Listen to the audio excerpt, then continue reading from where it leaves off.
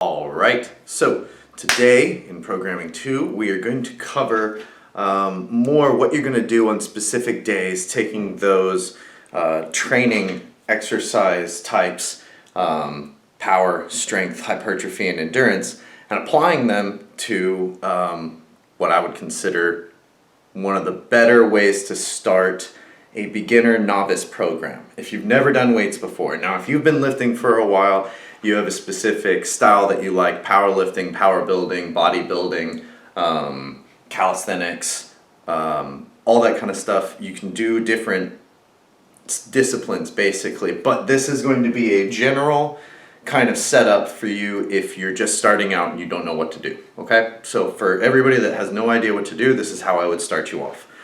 First off, we start with 2 days a week. We don't ever jump to 4 or 6 days a week because that stimulus is just going to be about too much for you and you're not going to be able to recover as quickly as somebody that's trained. Now, as you go on in training, you're going to get more complicated. We'll talk about that a little bit later. But understanding this first. So, what I would start with is going to be a full body strength. Okay? We're going to do that the first day. Second day.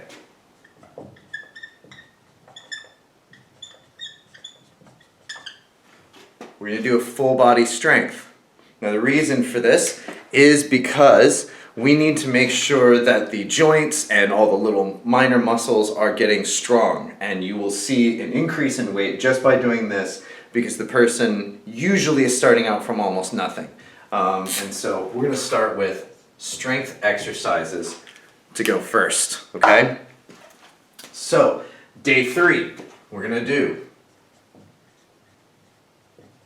full body strength for the first day. And then we're going to do push-pull strength and legs strength, okay? So we're still doing only strength, but you're going to add that full body, legs, and push-pull. Now, the reason you split this up the way that you do, right, the first area where you're starting to get more depth into the program, you're going to split it up between upper and lower half of the body, because that's the easiest way to divide the body in half. So, we have push-pull and legs, and we do push-pull first, because your upper body recovers a lot faster and doesn't require as heavy a weight. So from a full body strength day, you can come in and do the push-pull strength day just as fine, and then you're going to need the legs. If you did this in the reverse order, I don't think that most people respond too well to that. And it's not that you can't do it if you really want to increase the size of your legs if they're a lagging body part, but for most people, this is how I would line it up, okay? Now, for 4-day splits, we're going to look at full body strength to start off with again, okay? Now that doesn't change very much. Now here's where it gets different.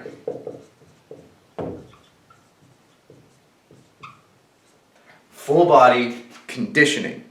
Now conditioning is different from endurance in that it's more of a strength athlete kind of thing that you're doing with conditioning, something that high-level football players, high-level basketball players, baseball players, hockey players, stuff like that. They're going to do a lot of conditioning work, sprints, tires, medicine balls, ropes, stuff like that that's in intervals, not necessarily just long-distance running, okay?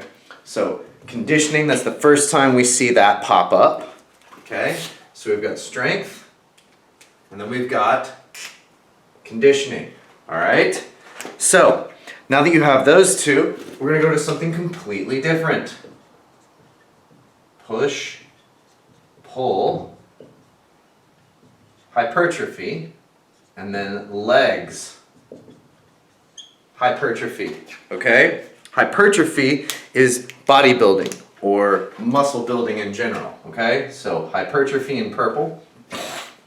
So hypertrophy is going to be in that higher rep range where you're really trying to fatigue the muscle. You're not using a huge amount of weight, but you really want to fatigue that muscle, okay?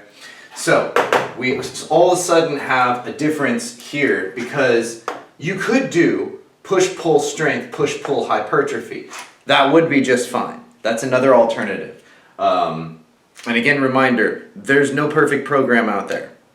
The program you will follow is the perfect program for you. Building these programs is just a difference in how you want to do it. These two, for sure, I would always keep that. This is where I'd start to get more complicated as you go on through training, okay? Day 5, we're gonna mix it up for the first time here. Lower strength, or legs strength, okay? So we're gonna go leg strength first. Then we're gonna go push-pull strength. Okay? Next, it's gonna be full body conditioning. Okay?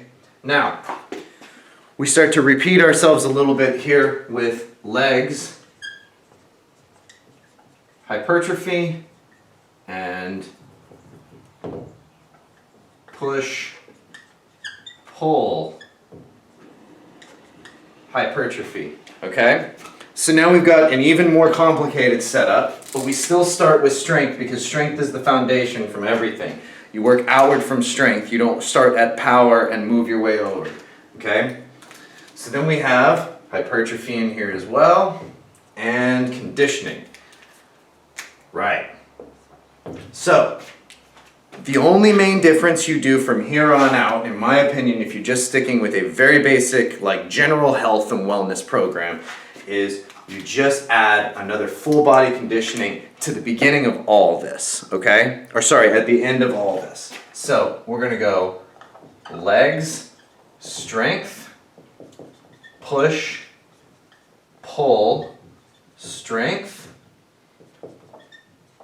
full body conditioning, legs, hypertrophy, push, pull, hypertrophy, and full body conditioning. Okay? So, this is how I would set up a basic starter program. If you don't know where to start and you just want to go with something that's going to get you somewhere, this is a really great layout, and you can follow this program if you follow all the numbers that I gave you, and then what we're about to cover again. With this, it's going to make this program really kind of flesh out, okay? So, that's the end of that. Next we're going to talk about, I think, progressive overload. So, see ya. All right, welcome to the progressive overload section of programming 2. This is going to be how to progressively overload your program. Progressive overloading is basically a way to make things more difficult over time so that the stress increases on your overall body so that you can get more gains or results, okay? So these are the ways, and in not necessarily this particular order, but generally this particular order is how I would do things, okay? So, the first thing that you're going to do to make things harder is increase the rep set, right? So generally when you start a program, you're gonna see stuff with like 3 by 10, right? 3 sets of 10 of everything. That's pretty common, okay? So what do you do the next week to make it harder? Well, you do 3 sets of 12.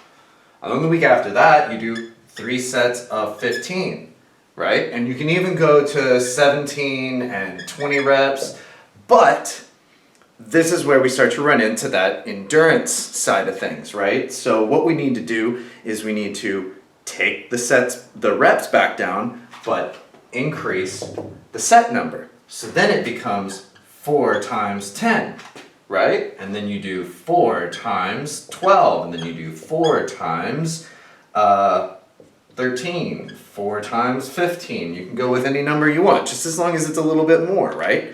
So that's another way you can progressively overload. More sets, more reps. Now, again, you're gonna run into problems because that's not always gonna work. So then you go more weight. So then you drop it back down. Say you were doing I don't know, 100 pounds here, right? At 3 sets of 10. You work all the way through here, right? With 100 pounds. That works just fine.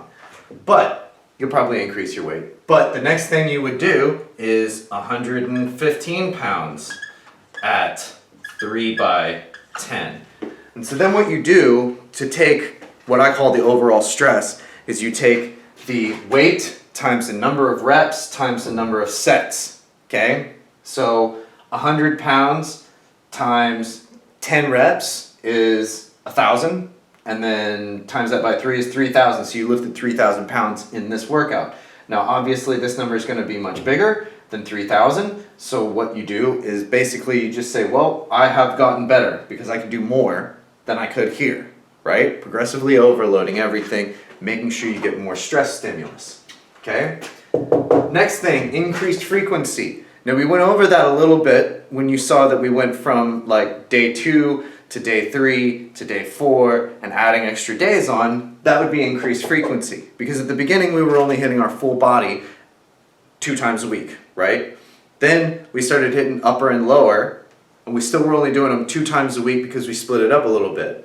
But then by day 5, I mean, you're hitting every body part at least 2 times a week, maybe even 3. So increased frequency is something that comes along with the programming as itself. Another great thing here, decrease rest times. Decreasing rest times is one of the best sneaky ways to get better. Okay, so say you're doing planks, right? You do 3 sets of 30-second planks, and you start with 30 seconds rest in between. And then slowly you decrease that and you bring it down. Next week you do 3 sets of 30-second planks, but only with 25 seconds in between. And then with 20, and then with 15. And then you bump it back up and you do 4 sets of 30-second planks with 30 seconds in between. And then you keep continuing to add on, right? And you keep these all increasing as it goes, and the complexity builds upon itself, right? Decreased rest time is good, and then drop sets. So drop sets is like, say, especially on a machine, it's easy to see when you're doing a leg extension, right? Or a bicep curl there. And you do bicep curl, and then you drop the pin, and you go to a lighter weight. And then you go heavier, right? So you start with, let's say, 30 pounds. And you're going to do 10 reps. The next drop would be 20 pounds times 10, or how many ever you can get there to failure.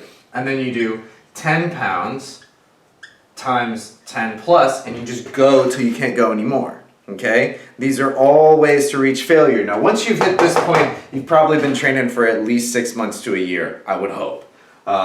Because hammering through all of these and going through the basics is going to make you better than jumping straight to the end and trying to do the pro tips, okay? So, always start at the beginning, build upon everything, because later on you'll find holes in your lifting game when you come to try and make a different jump or do something that you've never done before. It's going to be a little bit different than you expect. I'm losing some power here. All right, well, that wraps it up. So take the quiz. Hope you do well. Good luck.